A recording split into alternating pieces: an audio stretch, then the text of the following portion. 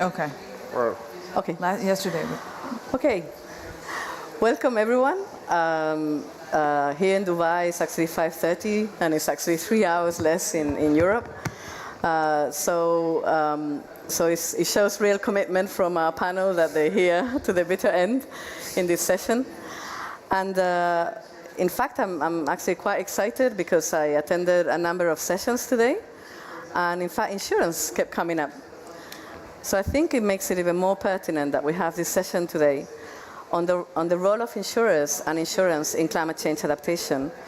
And in the previous session, Maria Jose Sanz, who's also, kind of following very, very closely the negotiations, apparently it's also because of the issue of finance as well, and resilience and the global goal on adaptation. And so I think that it's a very pertinent time to be talking to all of you.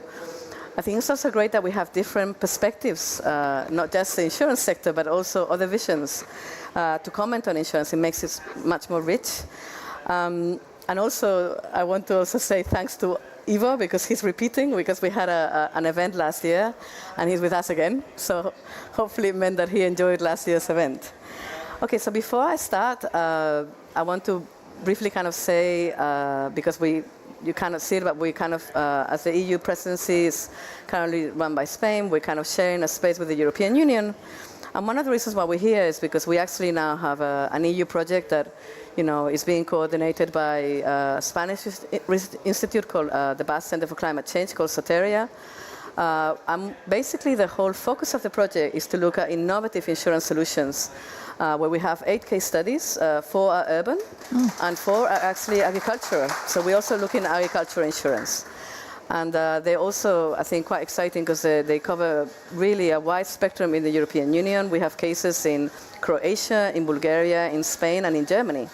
So we're trying to really also spanning kind of different regulation schemes in Europe. We're very rich in a way in how insurance is regulated. So we have a more mutualized system like we have in Spain or France, or kind of more risk-based, like we would have the case in Germany. So I just wanted to mention that this is the project.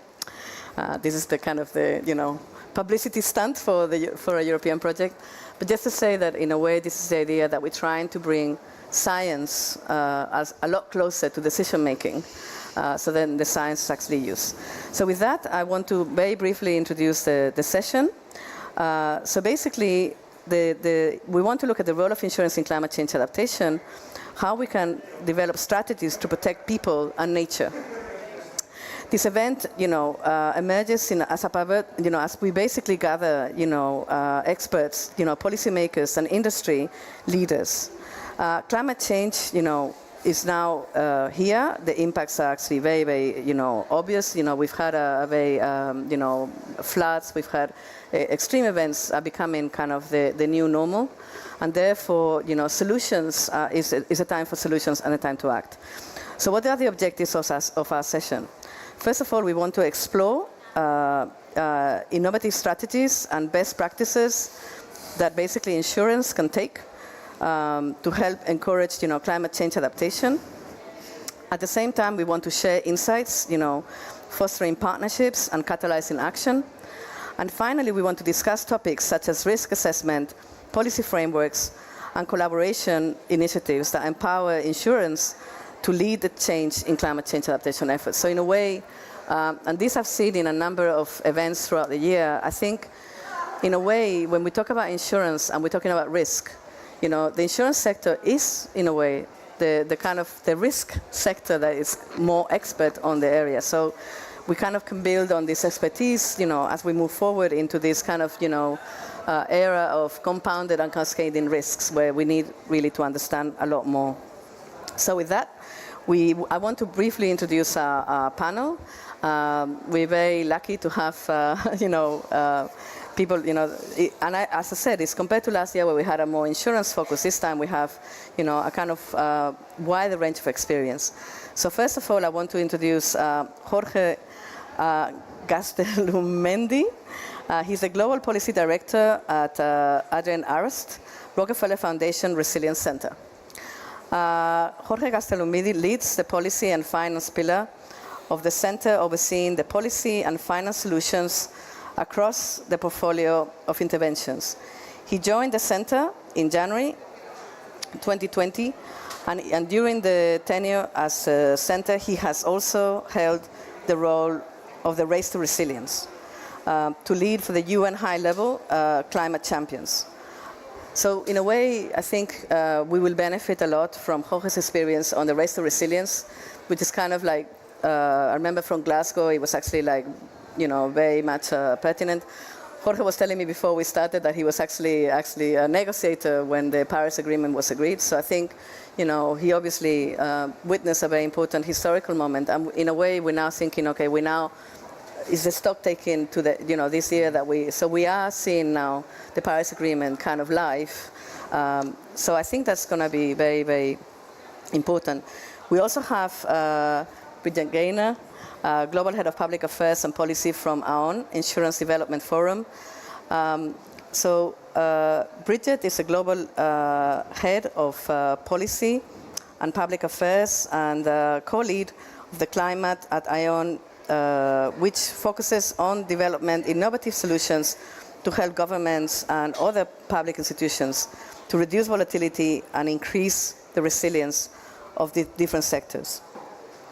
Bridget also leads Aon's engagement with governments around the world for both commercial and strategic opportunities.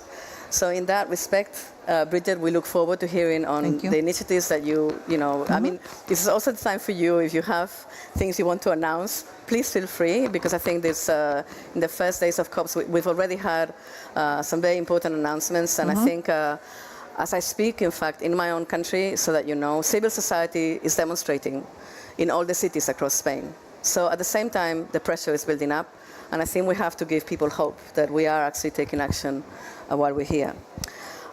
We also have Ivo Messinger, who is repeating with us, Director of Public Sector Business across Europe, Middle East and Africa at Swiss Re. Ivo is the Managing Director for Public Sector Business across Europe, Middle East and Africa, and is based in Zurich. He started his career as a specialist in natural hazards and held various positions in Swiss Re. The past 24 years, including as Head of Sustainability and Emerging Risk Management, Managing Director at Corporate Strategy, and Managing Director for Enterprise Steering. And in that, actually, one thing that at some point I will want all of you to reflect, because something that we were reflecting in a number of events. For example, we had a very important event in Brussels a while ago on a stocktake exercise with the Climate Pact ambassadors, which is basically a volunteer network of 800 ambassadors. And one of the key things that we're reflecting is also the SMEs, which are very, very important in the European Union and across the world. I'm thinking of small farmers, I'm thinking of the small businesses where, we need to build resilience, and where we think insurance is going to be a key element. And with Sushi Yora, Resilience Evidence Coalition, lead at Global Resilience Partnership. And I have to get it through my phone. Okay, so Sushi is a conservationist, social scientist, and an engineer who works at the interface of science, policy, and practice. She has worked with WWF and the Nature Conservancy prior to GRP. She has experience in strategic design, setting up multi-stakeholder platforms, and implementing community-based conservation projects of freshwater ecosystems in South Asia. She has a master's degree in Oxford and Tata Institute for Social Sciences. And she contributed to the IPCC's assessment report that is due, so on that basis, I mean, we're probably colleagues, but probably we're at different chapters. I was in the working group 2 on the water chapter, so. I was on the water chapter. So that would be very, very good to and I think this is also important, because I think whatever we discuss today, of course, the AR7 is starting now. We heard in a previous session that there's a lot more emphasis on integrated mitigation and adaptation. And so that before we move on to the first question, it was actually very, very interesting in a previous session in the Spanish pavilion. It was a very good session on financing adaptation. And we actually had someone from Alliance, and it really came up as a key topic, that the fact that even from the point of view of the role of insurance, of course, in mitigation, as you know, on the Net Zero Coalition, but at the same time, we got a representative to admit that also insurance has also got a role to play in adaptation, maybe as an investor, which I think sometimes is a bit more difficult, but I think, in a way that is now being discussed. I think we have to be aware. So with this, I'm going to give now the floor to each of you to give a statement of about 3 minutes, and it's your chance to share, new initiatives or thoughts or reflections based on how we frame the session. So we start with you, Bridget, if you want to go first. Sure. So Aon is a broker of insurance. We work with companies and in countries around the world. I think the thing that the insurance industry brings that is similar but different to other parts of the economy is its data, not just from the past of everything that has happened in events and claims and weather, but also building models to look to the future and be predictive. That's becoming even more important now that climate change is kind of adding a layer of volatility and increase to, we can't just base future on the past. So developing models, Aon has probably invested more than anyone else in our industry in developing our own view of risk that then we can work with others to bring together. So that, but it's also the access to capital and to bring that capital and connect it to risk. And that's different from, parallel to, but different from capital that exists in banks or investment banks or asset managers. And so it's another way to invest in the change we want to see. There's a lot of things that are happening at the company, but I think relevant to COP and what's happening right now. Aon this year did a insurance transaction to help fund in the case of events the Red Cross. So the Red Cross is an emergency resilience fund. When there is an event, they dip into that fund to pay for disaster recovery. What this was a layer on top of that if the fund gets depleted, it can, insurance funds can come in. And I think, and Ivo knows this better than I, the opportunity to have funds from outside your donor base is incredibly important, but the speed at which that funding gets on the ground is even more so. Because people don't recover in long-term funding cycles, they recover immediately, and they need funds on the ground immediately. And so the partnership with the Red Cross is just the beginning of a series of that type of public-private partnership that can exist. And the second big thing is really around data in the agricultural space and looking at securing the supply chains for food companies, but also in a way that supports the income and resiliency of farmers on the ground, especially in developing countries. So we've made an investment in a AI-driven satellite imagery based in Africa, and it's going to serve the developing market, but also beyond that as well. And so hopefully there's the connection between stabilizing incomes for farmers on the ground and securing a sustainable food supply chain all around the world. Thank you very much. And I think it's interesting that, from what you're saying, we heard it earlier, it's this idea of speed. But Yes. also, we had an event yesterday in the EU Pavilion where this idea of this kind of climate development and, and kind of trying to really kind of build this resilience in the farmers in this case. So that's very, very pertinent. So now, Julio. So one thing that wasn't said in my background is that I'm also advisor to the high-level champions. I think that was mentioned, but today I'm probably going to be using two hats in the panel. One on the implementation work that we've been doing, and I will be part of the second set of questions.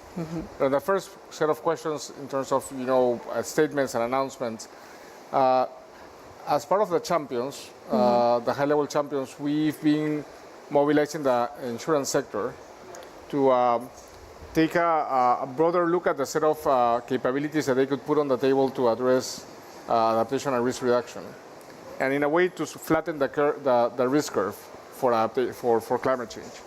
So in addition to the two elements that you mentioned, Bridget, on investment capital and underwriting, there is a whole set of risk analytics that you bring to a table that is state of the art. There's a third capability There is a fourth one that it's strategic engagement and the capacity for you to convene other actors or to bring communities to a table. And the fifth one is philanthropic support, with several of the efforts that you do across the board on philanthropy. So those 5 capabilities are primed to reduce risk and help adapt to climate change. And what we did is, last year with the champions at Sharm el-Sheikh, we launched a campaign that is the Insurance Adaptation Accelerator campaign. Okay. That is looking to mobilize the 6,000 insurance companies around the world to think through how they are using these 5 capabilities in their own businesses. And then the idea is that you can get to a point in which you can have a common language across those 5 capabilities, so all companies are able to both track and report on the amount of investments that they're putting in each of those capabilities and showcase to the world how the insurance sector is actually contributing to adaptation and risk reduction. So as part of the launching of the campaign last year in Sharm el-Sheikh, we put out a report with the champions and Marsh McLennan, in which we showcased 15 projects around the world that were using those capabilities from insurance companies to do that. Swiss Re had a couple in that report.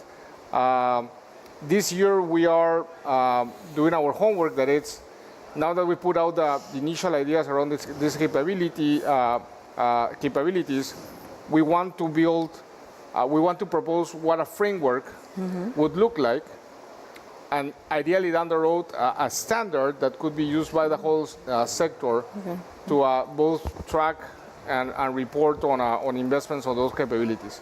So tomorrow, from 3 to 4 in the Resilience Hub, which is in B7 Building 90, Marsh McLennan and the champions will be launching a second report that both presents 40 new projects in addition to the 15 that were presented in the report last year, plus a proposal of a potential framework that could look into how to organize information for both tracking and reporting on those 5 capabilities.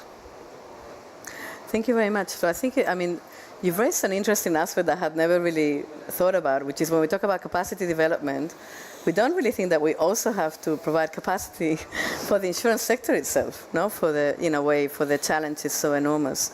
And I think it's also interesting, Jorge, that you raised the issue of standards, because it's actually kind of coming up this morning in the sessions we had, that in a way the need for the industry to have standards, and as you said, to have a kind of common standard by bringing all the sector together. So then, it's a common language. And also you raised the issue, which I will come back to with the question on kind of information and data, which is core to the industry. Yeah. So now I'm turning to Sushi, and if you want to share with us some initiatives or ideas or your reflections on the role of insurance. Sure, and I come in as a non-expert and probably a disruptor in this conversation, so wearing a very different hat and somebody who's here keen to learn more about insurance, but definitely not an expert, so please bear with me. So a bit about GRP. GRP is a partnership, and we are a partnership of 70 plus organizations, which includes some of the insurance companies around the world. We've also incubated AURA, which is the Ocean Risk Resilience Alliance, which is focused on providing finance solutions for marine protection, marine conservation protection in the global south. And at GRP, my role is to steward a community of practice and act as a knowledge broker. So I act as the master of none, trade of all, trying to connect multiple groups of people on platforms, on various platforms. And we have a community of practice called the Resilience Evidence Coalition, which has come out of the need for resilience evidence measurement and people who self-identify as resilience evidence professionals to come together and learn on resilience evidence and measurement. And this field is fairly niche and fairly new. But insurance is definitely something that figures in this. The Insure Resilience team is very much a part of this group, and we've been engaging with them closely.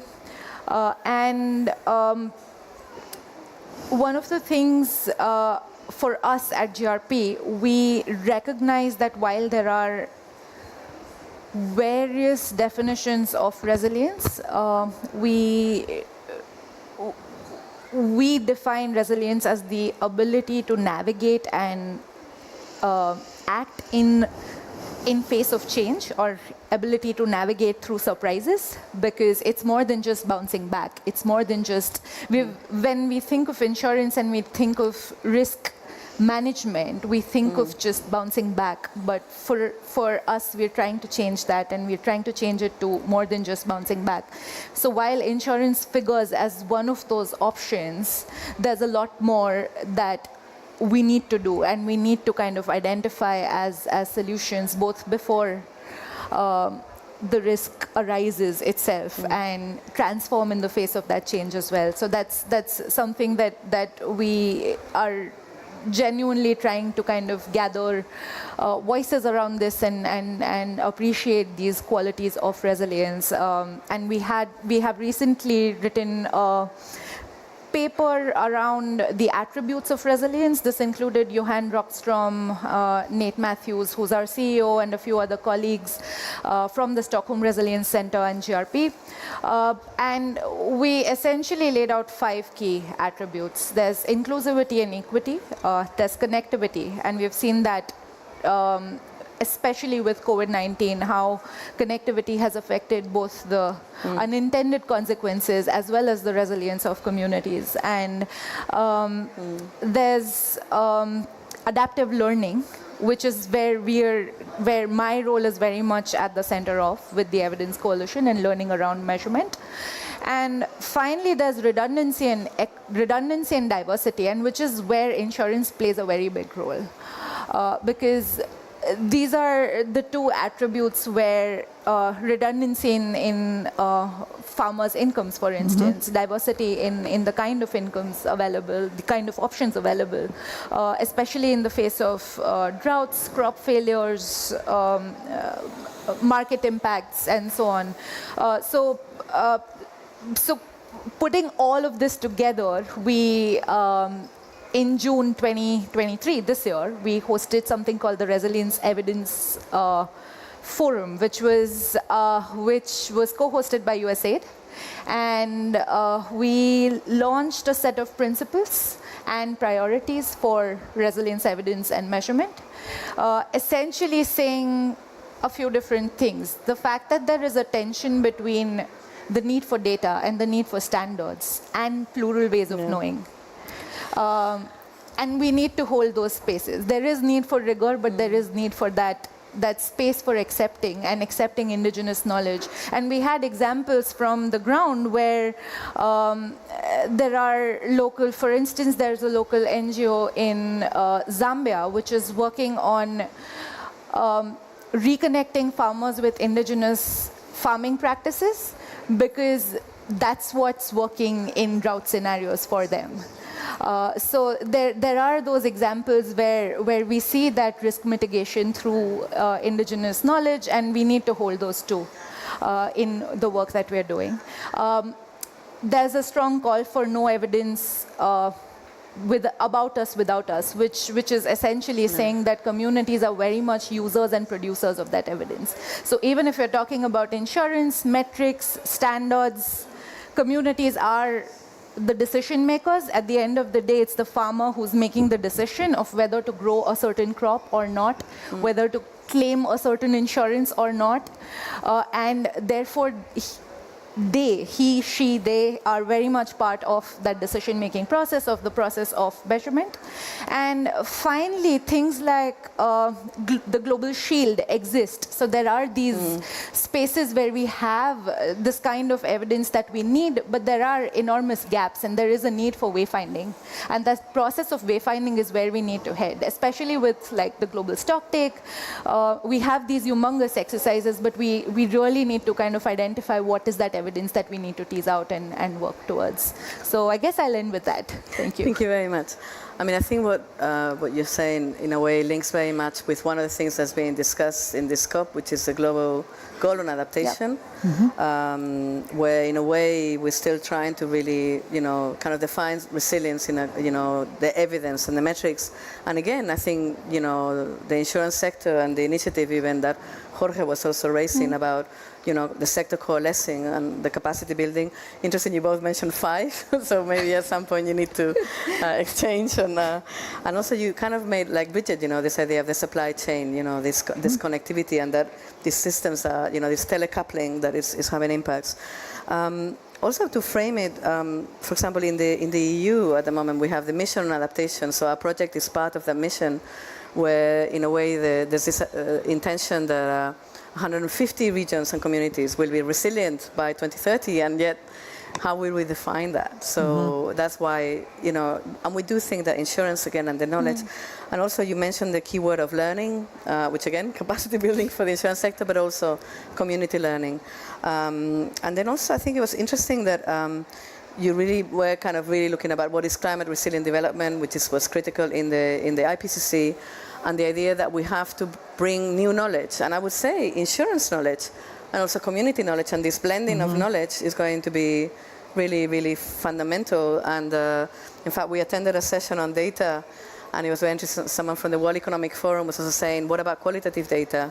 We all in love with numbers, but when we're dealing with people, and I'm thinking of some people I met in events earlier, how we include communities which have a different way of understanding, and AI might be, and semantics, natural language, technology is kind of getting there. So now we have Swiss Re and Evo, one of the largest reinsurance companies in the world.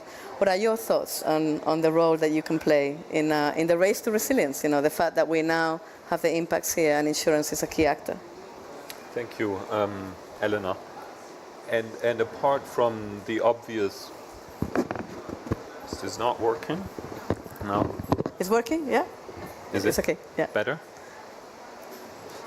So apart from the obvious role, which is the one of taking risk on our balance sheet, I want to actually build on what Bridget has said earlier in terms of the, I think, very constructive and important role that reinsurance can play in terms of knowledge about risk assessment. And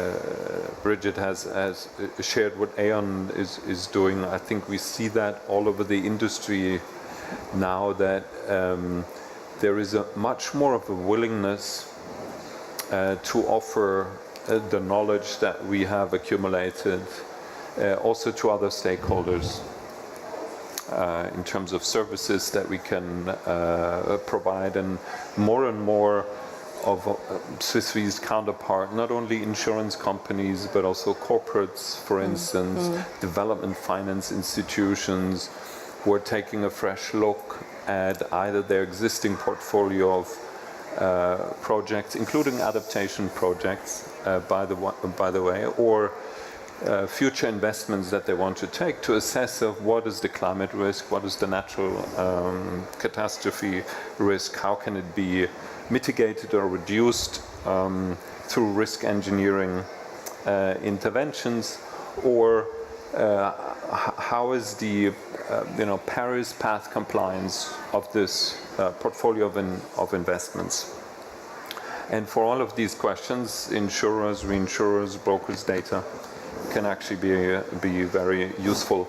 I think the interesting piece is that now also sovereigns can actually systematically benefit from that, and I need to run a little commercial for the Insurance Development Forum, of which both Aon and Swiss Re are part of, but it's a public-private partnership, so including multilaterals, for instance, as well. And tomorrow, 8:15, in the Algiers platform, there's an event. So if you're interested in what this group does, please come. So as part of this effort, we've created the Global Risk Modeling Alliance, which is financed by Germany, and where individual countries can engage with representatives from the industry to get their heads around their climate risks. So there is a public-private partnership that allows to spread that knowledge and that expertise. The second comment I want to make is, again, building on what Bridget said earlier, because I think it's really, really interesting. You mentioned the example of the Red Cross. So if you think about the crisis financing more broadly, I think an annual need of about $50 billion and less than 3% of that funding, which is required each and every year, is prearranged.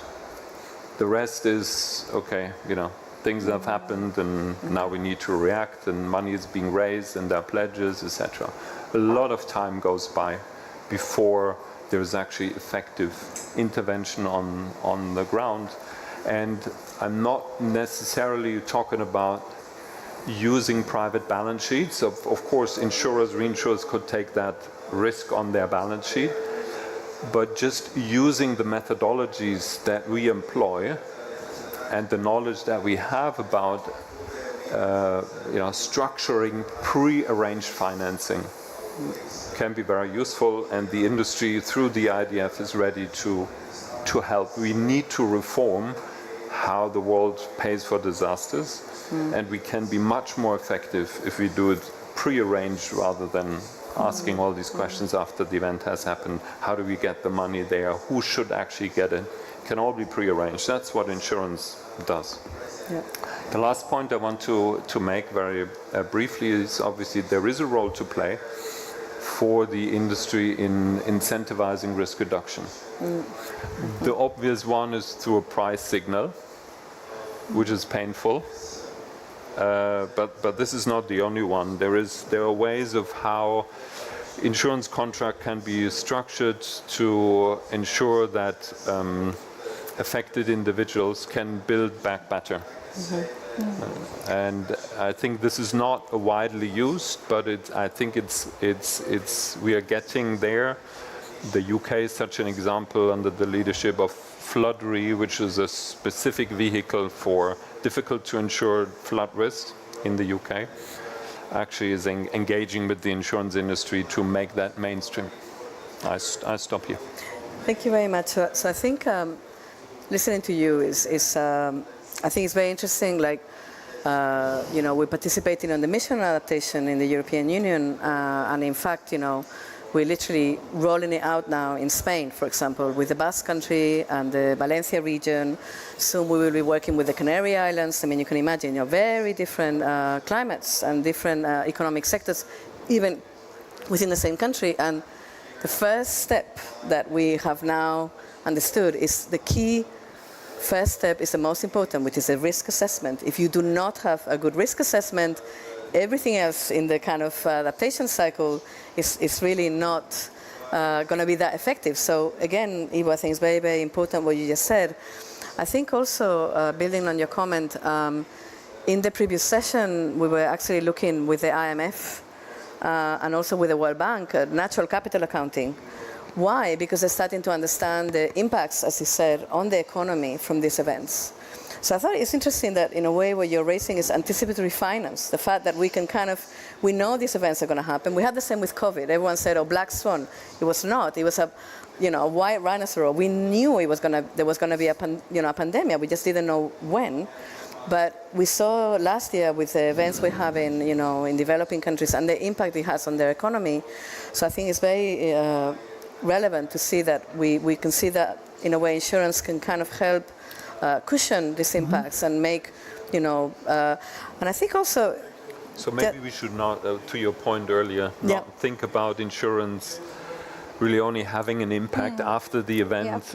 You mentioned anticipatory finance. Obviously there are, I think now, plenty body of evidence of how you can structure, at least for slow onset events, insurance type of instruments that pay out earlier, so Yeah. that, for instance, Horn of Africa, Yeah. there are various initiatives, I think very successful, by the way. One is called Drive, which I think is particularly interesting because it comes with a whole support package of about $300 million through the World Bank. Okay. So it's not just insurance. Yeah. It's about financial literacy. It's about education of the farmers. Yeah. It's about making sure logistics, value chains are put in place that are more resilient. So there's a whole support package around that, and then there's insurance, which is designed to pay out even before the farmers, these are pastoralists mostly, have to sell their productive assets. I mean, it's interesting because you're going to be looking at, in a way, kind of parametric insurance, that you basically, for example, as one of the innovative insurance solutions from the industry. I think it's also interesting as a sector that is kind of coming out, this idea of capacity development, which is central to the Paris Agreement when you talk about the goal on adaptation. So I think in a way what we're hearing is that you have a lot to contribute. And also just sharing yesterday, because I thought it was interesting, what they said is not build back better. It was very interesting. They mentioned the word build back forward. Right, so which is starting, to me, is kind of a little change in mindset, which I thought was very interesting what they were saying. Okay, so now I have a question for all of you. And by the way, I'm quite free as I'm, sorry, no, that's actually what I was going to say, that I'm very happy if you comment on each other, by the way. I'm happy to not follow the script and have a less structured panel. So No, Jorge, please comment. I mean, really, for me, it's much more fun for the audience if... I'm sorry, but I'm going to have to apologize to my fellow panelists, but I need to leave. I have another commitment, and I cannot avoid it. But thank you so much for the invitation. You're welcome. And I'm afraid I'm going to miss the fun part of the conversation. But nice to see you, and thank you. And Jorge, do you want to say again the event for tomorrow, in case people Sure. want to tomorrow, follow it up? The UN high-level champions with Marsh McLennan and Oliver Wyman, they're going to be launching a report that captures 40 projects that indicates how the insurance sector has been attending both adaptation and risk reduction around the world. And it's going to happen from 3 to 4 p.m. at the Resilience Hub, which is placed in section B7, building 90. And for those of not lucky enough to be in Dubai, would it be, you think, put online, on stream? It is hopefully? online, okay, on the website of the Resilience Hub. Okay, so for the audience, if you want to follow on Jorge. Yeah, our two institutions are partners of the Resilience Hub. So, okay, so then we encourage people to... me. Okay, thank you. So we encourage, and thank you very much for coming, and we look forward to hopefully following up tomorrow on this event, and even Ivo had another one quite early in the morning, so we'll all be very committed. Okay, so I think we'll continue now, but as I said, I mean, feel free to, kind of politely, but interrupt each other if you want, if you hear something interesting, then feel free to comment, because it's much more fun, and hopefully Carla, that supported me preparing the event, is happy that we kind of break the script a bit. Okay, so the question that we prepared earlier is, given the increasing frequency and severity of climate-related events, how can insurance effectively integrate climate data into their risk models to better anticipate and mitigate the impacts on communities and ecosystems? So in a way, we kind of bring into one of the core areas where you are real experts, while Bridget gets her... You okay? It's not meant for people with long hair. So what do you think? Ivo, maybe you go ahead. I start? Yeah, go on. And then we give Bridget a bit more time to get the... Yeah. So honestly, I'm not so much concerned about integration of climate data into models. This is happening. Okay. And maybe it's not perfect, but with more granular global circulation models and remote sensing becoming ever more detailed and granular, this is happening. And by the way, the topic of teleconnections such as El Nino, La Nina has been, I don't know, a topic for I don't know how many years, 10 years, 15 years or so. This is happening. And I'm not saying everyone is perfect or the industry got it perfect. I think also to note is that there is now a lot more emphasis on what we call in our jargon secondary perils, which means they weren't that important from a loss potential perspective in the past. So primary perils being big earthquakes or the hurricane, hitting the North Atlantic or something, or even European windstorms are very widespread events. Now, floods, including flash floods, very localized ones, as an example of what we called in our jargon secondary perils are really front of mind. So they have become primary, if you wish. So that has been, I think, a learning process. What I'm more concerned with is that in the midterm, insurance becomes unaffordable or unavailable because of the increasing frequency and severity. And in insurance contract, and the premium needs to cover the expected loss and an uncertainty loading and the capital costs plus a margin. Otherwise, it's not happening. So we shouldn't fool ourselves or kid ourselves that, okay, let's involve the insurers a little bit more. Ultimately, the policyholder will have to pay. So we can't ignore that. And having said this, I think what will become more and more important going forward is that we have a parallel conversation about how do we reduce risk, right? What are the roles of the different stakeholders, of the individual policyholder to reduce risk? What is the role of the government in terms of setting the boundary conditions and developing in an area which is at risk or not? And what can the government do to protect, including behavioral measures, technical measures, physical protection measures, and all of that needs to go in parallel because we can't, continue. Yeah. No, I think you're right. I mean, I think also I know as part of the kind of scientific councils on climate change, which is independent bodies, there's actually now a group on just resilience. Because there's also equity issues on the impacts, as we know. So indeed, I think it's very, very important that we consider. And I think also this idea of anticipation or not just anticipation, but also basically reducing the risk by taking the adequate measures, and the role of public policy we should not underestimate. What are your thoughts?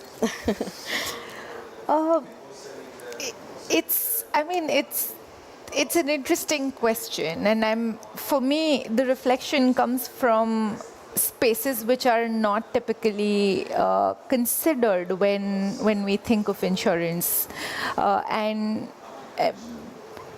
I'm thinking about who lives in that land, and so if we think of vulnerable land, and if we think of secondary issues that are hitting that land, the question is who lives in that land. Are they, and exactly the point that Ivo was making around whether is the government the first stakeholder in that process, because then those aren't necessarily the people who are going to buy insurance really. And then the government typically becomes the first stakeholder, and how do we engage the government better in that process? It's not just on the private sector, and it's not just the role of the private sector insurance, and how does the government and the regulatory environment around it that comes together to really support that process of making insurance accessible to those communities. It's typically the most vulnerable who live on land that's most vulnerable. It's also typically the ones who are not wanted. So it would be the migrants, it would be people who don't have access to certain basic facilities, water, sanitation, etc. So slums set up in those areas, rural areas being impacted, which don't necessarily have other connections. So it's a combination of multiple effects, including whether historically development has bypassed them completely, right? And so the state becomes, the government becomes, and the policy becomes that first point to anchor, and it's necessarily that public-private partnership then when it comes to their access to insurance. So for me, it's really that question of how we position insurance in those spaces as well. I mean, I think it's interesting that, in a way, what I'm hearing is, okay, insurance, yes, of course, key actor, but we also need the right governance where also the public sector is going to be fundamental in its role as public sector, looking out for the most vulnerable, and the right regulatory environment and the right policies, signals and incentives. Bridget, what do you think? So, I don't think I need to repeat what Ivo was saying about how we've integrated the data. I think it's really important. I think one of the interesting things is for us to step back as a society and ask, what is it that we're actually paying for? So, the pre-funding of events that are likely to happen. I mean, USAID has spent $300 million in the Horn of Africa reacting to events in the last 16 months. And so it's erratic for the people who are living there. It's erratic from a funding perspective, and what's going to happen, and you could be building these things in. On the other side, with pre-funding, you get such greater stability. So if you think about climate migration, which is a tremendous issue, and I think it's going to probably be the most important kind of social stability issue of the next 50 years. You think of climate migration, but you also think of the positives of economic development. So both Swiss Re and Aon have been involved in bonds with governments, for example. So Aon did a cat bond with Jamaica. So you invest in the Jamaica, it's going to pay out $185 million, but it will be on the ground immediately. So it has, human dignity and human support issues from a recovery perspective, but it actually has economic development benefits such that the airport, the roads, things are going to be repaired more quickly to allow the economy to recover. And so it's, the countries have been able to use this as an incentive when you're recruiting the hospitality industry or even the call center industry, if you look at parts of Southeast Asia, to say, we're already prepared. Yes, we've got government funding, and yes, we may have a plan on post-storm risk, but we also have private funds that are going to be here in a, again, speed is important to be able to get people back to work. And I think in some ways that's a better argument as we go forward, because politicians don't get fired for natural disasters, but they do get fired when people are not working. And so if you think about what is it that we're paying for and what is it that we are willing to invest in, especially in a moment, in a time of rising rates and cost of insurance, what are the things that we're actually willing to invest in as a society?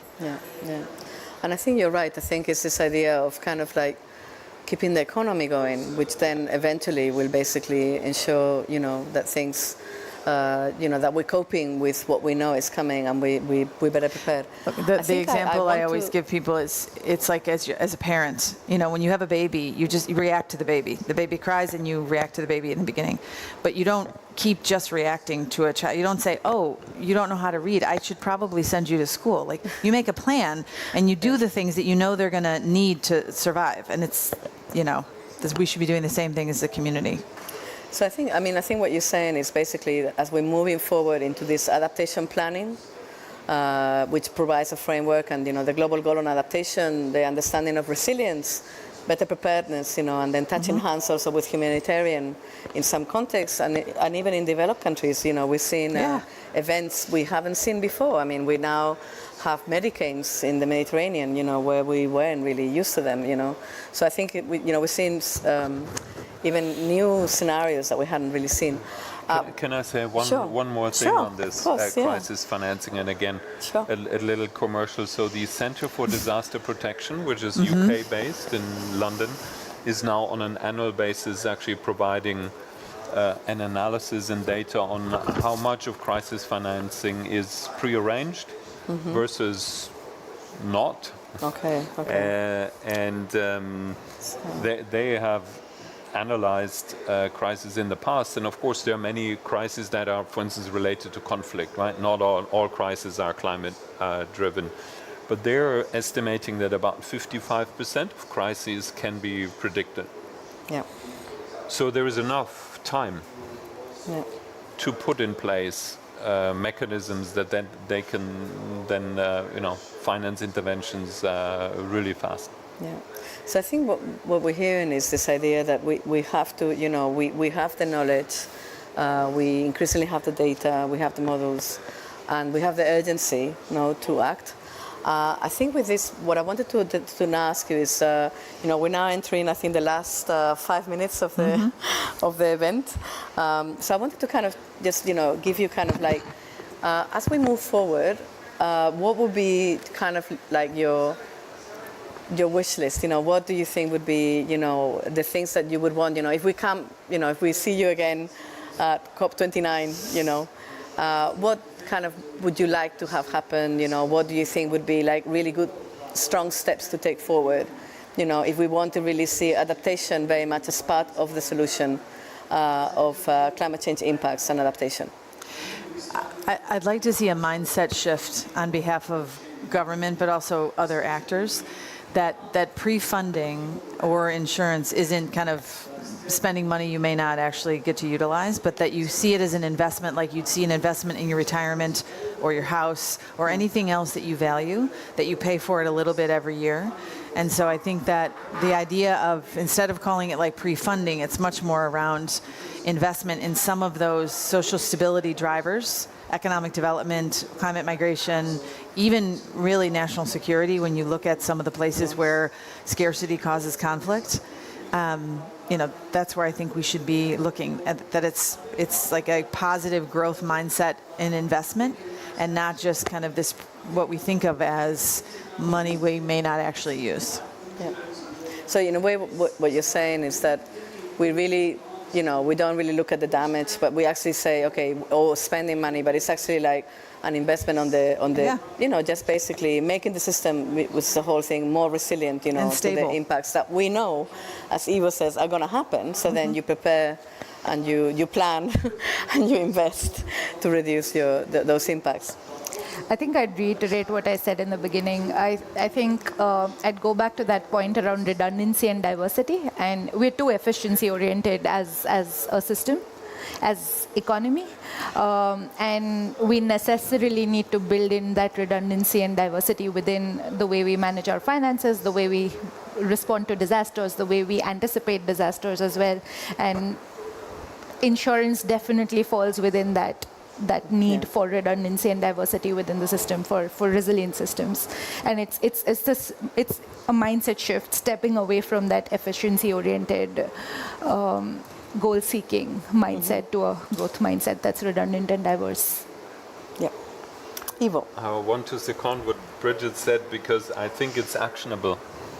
If you say what should have happened next year, so I would like to see some of the major funders of crisis financing commit that, within the span of a few years at least, 10%, 20% of crisis financing is prearranged. As I said, it doesn't need to run through the balance sheet of private companies, but it needs to use the methodologies so that it's prearranged and not everyone is struggling after the event. And it's few actors ultimately implementing agencies such as the World Food Programme, UN OCHA. It is actionable. It's very concrete. We can, ask that demand to the donors who are active, and it's feasible. And the industry has offered the support to use their knowledge and instruments. I mean, I think it's important, actually, what you just said. I mean, in a way, you're giving me the thought that as we move forward on the global goal on adaptation, the issue of metrics, which I think, Sushi was mentioned earlier, and then having targets. We haven't quite got there yet. We don't have the net zero equivalent. It's kind of like much harder, in our context. I think what Ivo is suggesting, in a way, is already you start to anticipate or think, okay, it could actually be, we could put some kind of numbers on it. So I think and in fact, this reminds me of the session that I mentioned earlier on adaptation finance, actually, where they were saying, for example, like the EIB, the European Investment Bank, now has got a target of 15% on adaptation. In a way, I just wonder how these conversations need to continue, so we need to kind of put more concrete numbers, concrete actions. Who are we involving on the table? Insurance, but of communities, of course, different knowledges, but also the public actors. I think I just wanted to mention a study that was actually done, commissioned by the Spanish Office for Climate Change, which is basically they kind of worked with WWF, a Spanish NGO, and they did a study on new financing schemes on adaptation to climate change, looking particularly at the Spanish case, where one of the things that, for example, even in the project that we're doing, we're going to be looking at ecosystem-based adaptation. So we actually look at nature as one of the key potential answers, as we create, for example, I know you did there's been some innovative work on mangroves or natural capital, trying to really tackle the two crises of, climate change, biodiversity, equity, there's all these things that we need to kind of somehow make them coalesce and really into the right direction.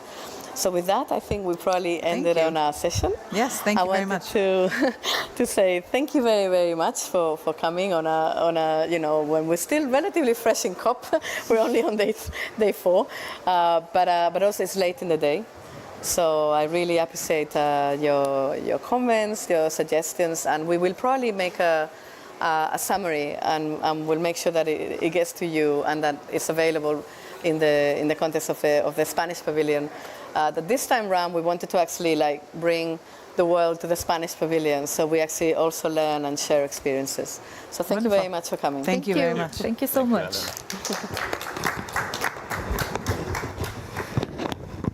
Bueno, ya está.